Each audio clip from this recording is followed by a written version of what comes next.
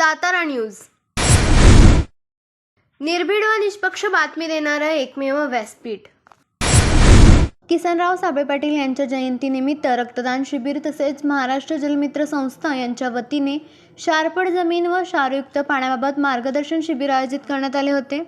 त्यावेळी किसनराव साबळे पाटील चॅरिटेबल ट्रस्टचे अध्यक्ष, जिल्हा परिषदेचे माजी कृषी सभापती किरण साबळे पाटील, सरपंच नसीम इनामदार, महाराष्ट्र जलमित्र संस्थेचे दत्तात्रय कोळेकर, कांचन जमदाडे, दत्तात्रय निकम, माजी उपसरपंच नवनाथ साबळे, प्रकाश साबळे, अजिंक्य तारा सहकारी साखर कारखान्याचे संचालक पांडुरंग साबळे, लक्ष्मण साबळे, संजय साबळे, विकास साबळे, बाबूराव साबळे, सुभाष फाळके, ग्रामपंचायत सदस्य प्रिया साबळे, किसनराव साबळे पाटील पतसंस्थेचे व्हाईस चेअरमन अशोक साबळे, कलादास साबळे, रामदास साबळे आदी मान्यवर उपस्थित होते। किरण साबळे पाटील म्हणाले, किसनराव साबळे पाटील चॅरिटेबल ट्रस्टच्या माध्यमातून दरवर्षी विविध उपक्रम राबवले जातात। रक्तदान शिबिर, सर्वरोग निदान शिबिर तसेच सर्वसामान्य लोकांसाठी विविध उपक्रम राबवले जातात।